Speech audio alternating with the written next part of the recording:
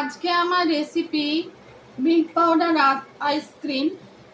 আমরা এই গরমে আইসক্রিম খেতে সবাই কম বেশি ভালোবাসি, সেই জন্য এই রেসিপি আমি প্রেজেন্ট করছি আপনাদের সামনে। মিল্ক পাউডার আইসক্রিম কিভাবে তৈরি করলাম আমি বলছি। প্রথমে গ্যাস জেলে হাফ লিটার মানে 500 দুধ আমি গ্যাস জ্বালিয়ে গরম করলাম। তারপর পরিমাণ মতো চিনিটা দিলাম, টেস্ট অনুযায়ী আপনারা দিতে পারেন। তারপর একটা বাটিতে আমি জাল করা ঠান্ডা দুধ মানে বয়েল করা ঠান্ডা দুধ, এর সঙ্গে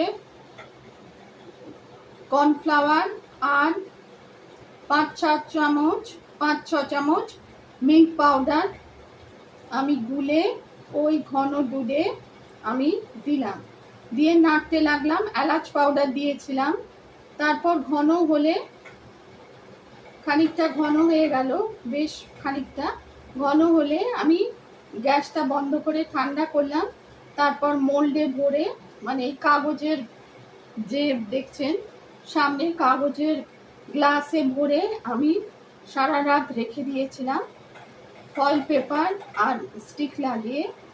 তারপর আপনাদের সামনে আইসক্রিম তৈরি হলো আর আপনাদের সামনে প্রেজেন্ট করছি আপনাদের মিল্ক পাউডার আইসক্রিম। আমি দেখাচ্ছি, দেখুন, এই দেখুন মিল্ক পাউডার আইসক্রিম। ছোট বড় সকলেরই পছন্দ হবে।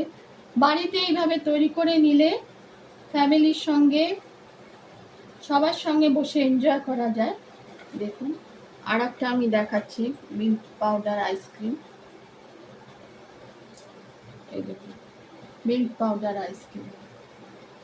রেসিপি পছন্দ হলে লাইক করবেন, চ্যানেলটিকে সাবস্ক্রাইব করার অনুরোধ রইল। Healthy tasty milk powder ice cream summer special.